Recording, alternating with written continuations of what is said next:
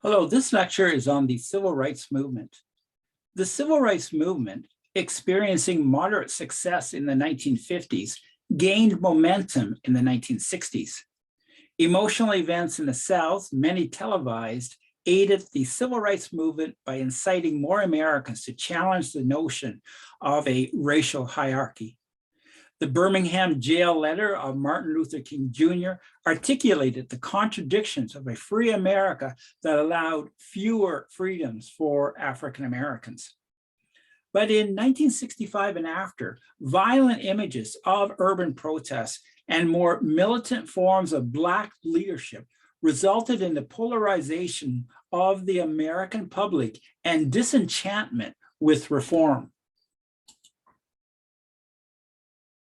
It is difficult to grasp the extent of segregation. In the South, African Americans went to separate schools and churches, used separate water fountains, restrooms, hotels, and restaurants. Blacks also lived apart from whites. There were cases when African American adults could not address a white adult by first name. If African Americans did not uphold the code of racial etiquette, there could be mistreatment by whites. There were extreme cases that were pure evil. While visiting relatives in Mississippi in 1955, Emmett Till, a 14-year-old African American boy from Chicago, was brutally beaten and shot in the head. The accounts of witnesses vary, but there was the claim that Till briefly flirted with a white female store cashier. The woman's husband and his half-brother murdered the teenager, but were acquitted by an all-white jury. In the 1950s, the legal work of the National Association for the Advancement of Colored People resulted in gains against segregation in the South. The Supreme Court's Brown decision in 1954, for example, ruled that segregation in schools was illegal. Quote, "We conclude that in the field of public education, the doctrine of separate but equal has no place. Separate educational facilities are inherently unequal. Therefore, we hold that the plaintiffs and others similarly situated for whom the actions have been brought are, by reason of the segregation complained of, deprived of the equal protection of the laws guaranteed by the 14th Amendment." Another landmark event was the successful Montgomery, Alabama bus boycott. In 1955 and 56, this was initiated by Rosa Parks, an active member of the NAACP who refused to give up her seat on a bus and moved to the segregated back seats. The protests received community support, and an effective carpooling system brought the Montgomery transport system to the brink of bankruptcy. A rising leader was the young Baptist pastor named Martin Luther King Jr., who drew on the writings of Henry David Thoreau and the teaching of Mahatma Gandhi, both who embraced the tactic of nonviolent civil disobedience. Change was too slow, and King and others argued that strategies of passive non-resistance and boycotts were more effective than legal action and court battles. The key was non-violence. King stated, quote, "If we are arrested every day, if we are exploited every day, if we are trampled over every day, don't ever let anyone pull you so low as to hate them. We must use the weapon of love. We must have compassion and understanding for those who hate us." In 1957, King and Ralph Abernathy welcomed a gathering of more than 100 Black pastors, and they founded the Southern Christian Leadership Conference. This conference focused on nonviolent, direct action civil rights tactics. With the Cold War, it was the free world against communist slavery. But why were African Americans denied basic freedoms in the United States? Few American politicians and lawmakers were prepared to speak up and provide bold leadership for civil rights. In fact, many politicians strongly opposed the integration of whites and blacks in school. In Congress, 99 Democrats and 2 Republican lawmakers signed the Declaration of Constitutional Principles, also known as the Southern Manifesto. And this was a manifesto set up in 1956 to stop blacks from attending white schools.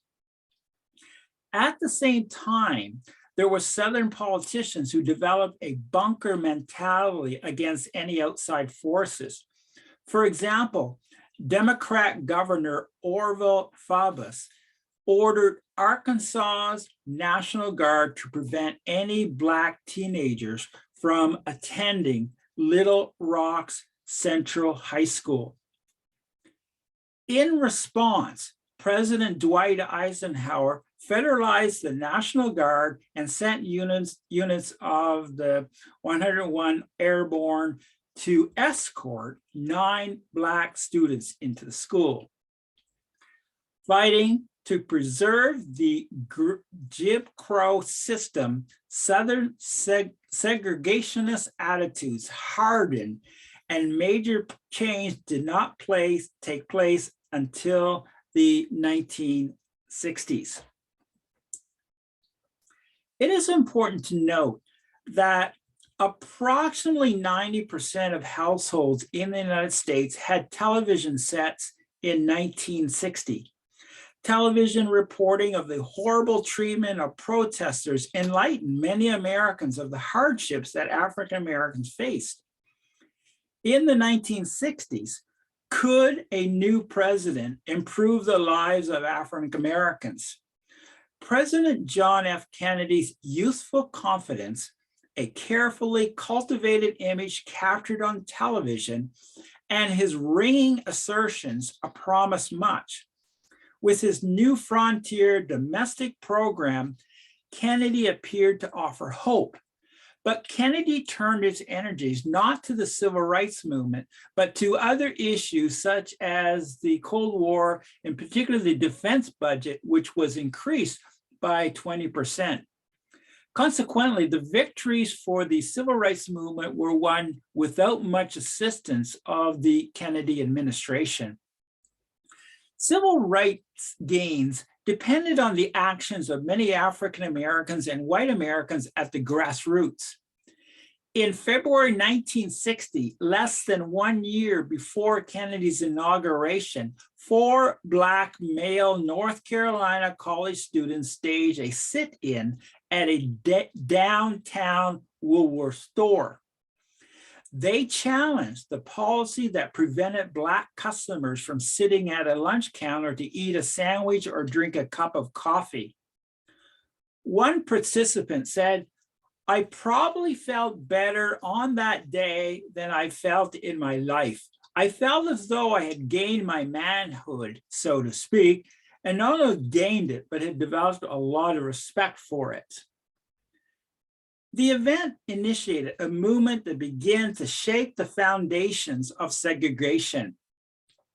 Black and white students who participated in the sit-ins organized the Student Nonviolent Coordinating Committee, also known as SNCC.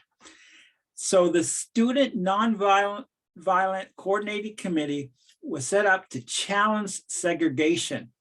There were wade-ins at public swimming venues and kneel-ins at churches, for example. Although the Supreme Court had ruled against segregated seating on interstate bus systems in 1946, the South continued to segregate Blacks from whites. In May 1961, a small group of Black and white freedom fighters, supported by the Chicago-based interracial group, the Congress of Racial Equality, also the acronym CORE, set out to test the law by boarding buses in Washington bound for the South. In early May at Anniston, Alabama, one bus was attacked by an angry mob, while en route to Birmingham, the bus was disabled by a firebomb. Later in May, another bus arrived in Montgomery from Birmingham, and the 21 riders were attacked by an angry mob while the Montgomery police stood by without offering any assistance. Television images spread the sickening story to the American people. With the eyes of America looking on, President Kennedy was compelled to send 600 federal marshals to ensure a safe return, and also to order the integration of all bus and train stations. In September 1962, Democrat Governor Ross Barnett attempted to stop James Meredith's bid to enroll in the University of Mississippi. This put Kennedy in a tough spot. What would the political price be if he directly opposed a Democrat governor? In the end, Kennedy sent troops to counteract a mob at the university. Now, as for James Meredith, he became the first Black student to enroll at the University of Mississippi, and years later, he was active in the Republican Party. Another high-profile event took place in Birmingham in early 1963, involving Martin Luther King Jr. and the Southern Christian Leadership Conference. King was jailed and wrote his letter from Birmingham jail. The letter effectively argues the importance of opposing civil rights abuses, but it also transcends the civil rights fight and speaks to any minority group singled out by authoritarian forces supported by the compliance of a majority.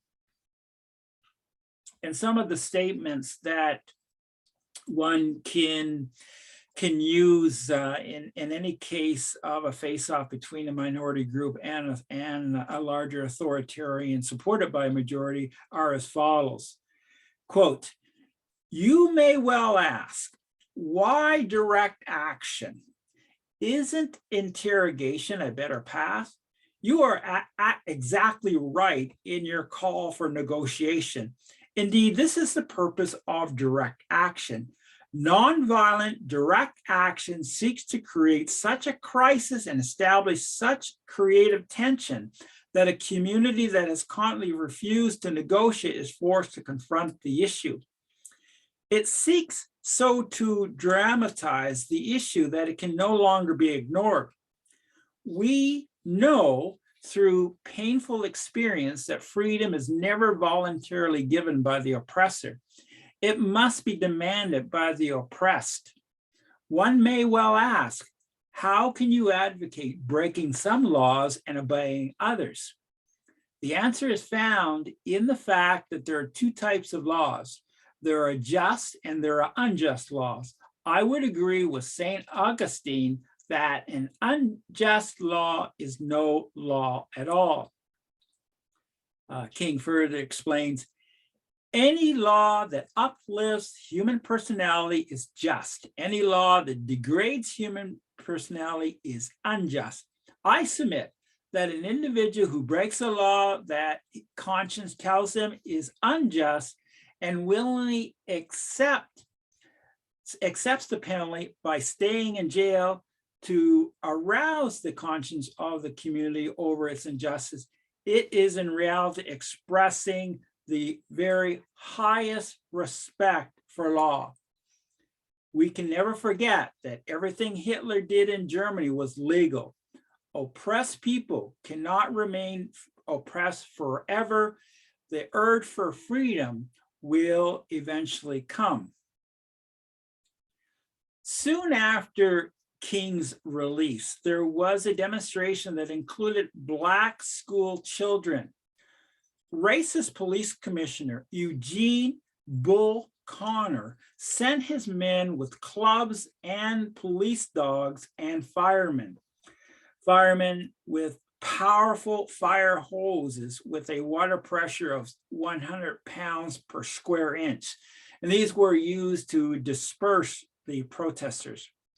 The violence and chaos took place in full view of national television cameras. Millions of outraged Americans watched.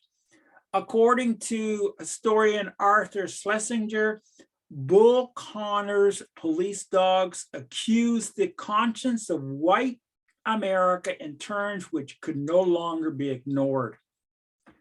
There were Southern leaders, however, that continued to be defiant. For example, Democrat Governor George Wallace in June 1963 fought a court order for the University of Alabama to integrate and allow Black students. In a television and radio address, Kennedy appealed to the conscience of Americans. But later that evening, Medgar Evers, a field secretary of the NAACP, was murdered in Jackson, Mississippi. In August 1963, Martin Luther King Jr. and other race leaders led a march on Washington. Approximately 250,000 marchers gathered to hear King present the now famous "I Have a Dream" speech, the dream of a nation undivided by race. Quote, "We will be able to speed up the day when all God's children, Black and white men, Jews and Gentiles, Protestants and Catholics, will be able to join hands and sing in the words of the old Negro spiritual. Free at last, free at last. Thank God Almighty, we are free at last." End of quote. Like no one before him, King helped African Americans overcome a lifetime of fear and feelings of inferiority. But tragically, 3 weeks after the Washington demonstration, 4 young Black girls arriving early for Sunday school were killed when a Baptist church in Birmingham was bombed. Pressured by the events of the race question, Kennedy finally endorsed civil rights legislation only to be blocked mostly by Democrat politicians. In November, President Kennedy was dead, struck down in Dallas by Lee Harvey Oswald. So what was Kennedy's legacy? Did he bring the American reality closer to the imagined ideal? Due to his thin popular mandate, and the winning margin in the election was less than 120,000 out of 68 million votes cast. Also, a Congress significantly influenced by segregation Democrats, Kennedy's achievements were modest. On civil rights for African Americans, Kennedy was not a committed crusader, and his administration, quote, played primarily a behind-the-scene role, urging caution and restraint. In tandem with civil rights activity, President Lyndon Johnson and his Great Society agenda made strides. In 1964, Northern college students gathered in Mississippi for the Freedom Summer campaign of voter registration. The Mississippi population was 42% African American, but only 5% were registered to vote. When a local Black and 2 white college students were murdered, President Johnson fought opponents of civil rights reform. His efforts paid off with the signing of the Civil Rights Act of 1964, which desegregated public facilities and banned employment discrimination on the basis of race, color, religion, sex, or national origin. The following year, Martin Luther King and the SCLC held a protest march in Alabama from Selma to Montgomery. The protesters were met by police who attacked with batons and tear gas. The attack was televised nationally. Days later, President Johnson responded by making a rare presidential address to Congress. On national television, he gave an impassioned speech, quote, "Their cause must be our cause too, because it is not just Negroes, but really is all of us who must overcome the crippling legacy of bigotry and injustice, and we shall overcome." In August, Johnson signed the Voting Rights Act of 1965, which provided federal protection to Blacks attempting to exercise their right to vote. This represented the high mark of legislative civil rights reform. But did legislative victory satisfy the aspirations of most African Americans? The civil rights movement in the United States was undermined by internal divisions and the negative images of ghetto riots that exploded in many cities, many of them in northern states. For decades, a major demographic shift was the movement of many African Americans to cities outside the Southeast. Sadly, many face housing and employment discrimination. An increasing number of Black leaders believed that nonviolent tactics would be ineffective in the urban North. King had produced no nonviolent victories after 1965. One issue he faced was the hounding of the FBI, who discovered King's extramarital affairs by wiretaps and electronic bugs. Historians write of King's raunchy banter and his need for, quote, sexual relief from the tensions he lived under, end of quote. Key members of his inner group allegedly told King not to feel guilty about his chronic adultery. Historian David Garrow argues that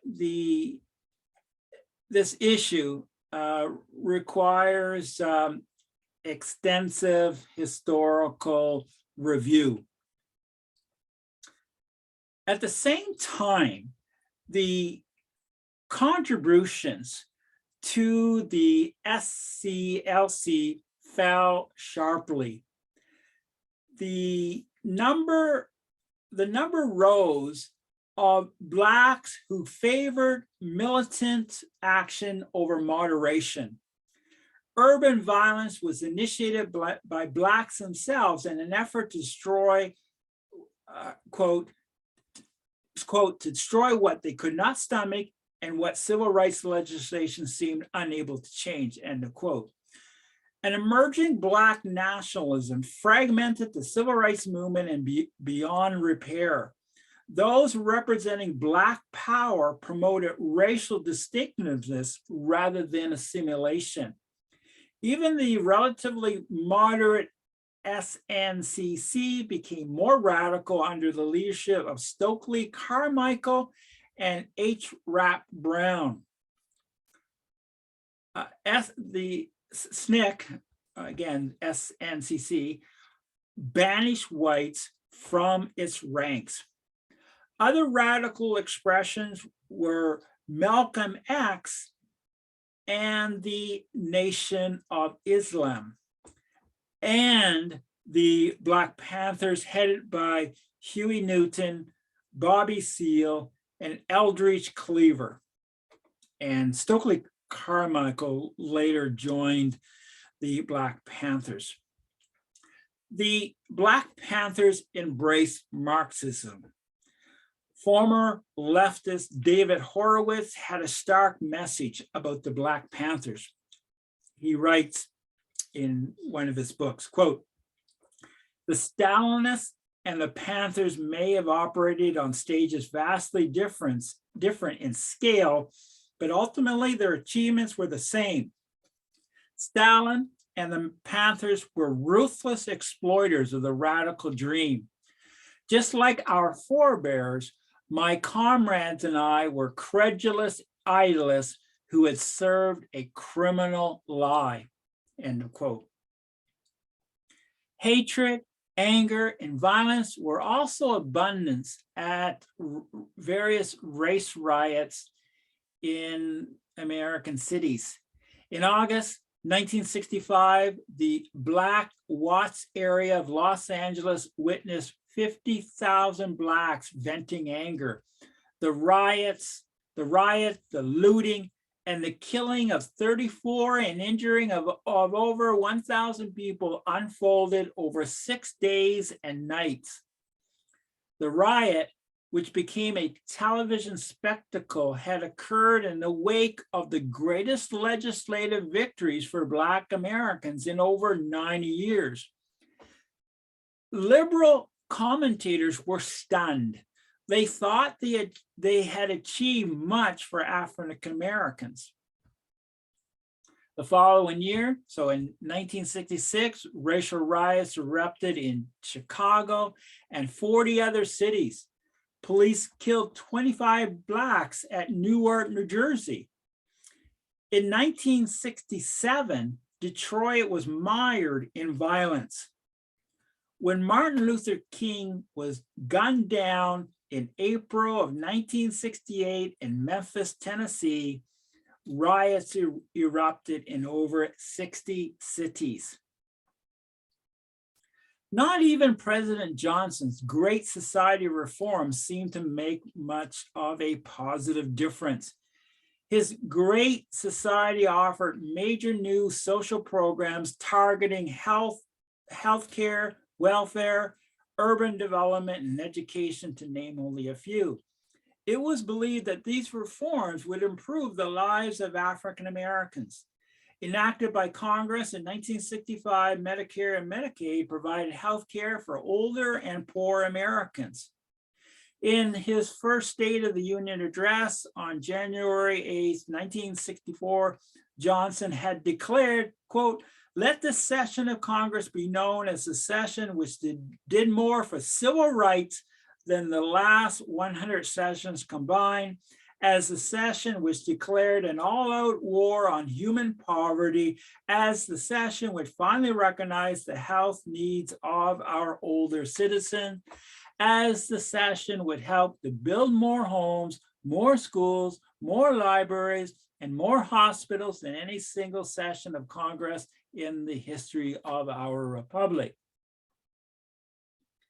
Passed in the Senate by a vote of 61 to 34, and by the House 226 to 185, the Poverty Bill of 1965 illustrated the strength of liberal thinking. On August 20th, Johnson signed the Economic Opportunity Act and declared, for the first time in all the history of the human race, a great nation is able to make and is willing to make a commitment to eradicate poverty among its people. These were hopeful words, but the next 3 years was a period when Black militancy drove much of the narrative concerning African American life. The civil rights movement came a long way by the mid-1960s, but there was much work to be done.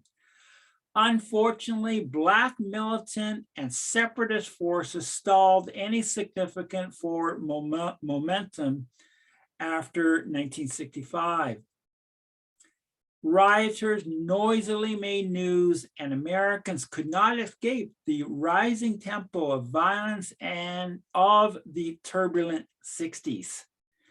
television coverage of major urban riots during the second half of the decade convinced many white Americans the need for stern measures and money for law enforcement.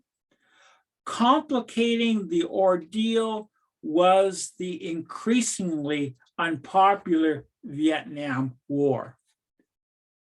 Thank you.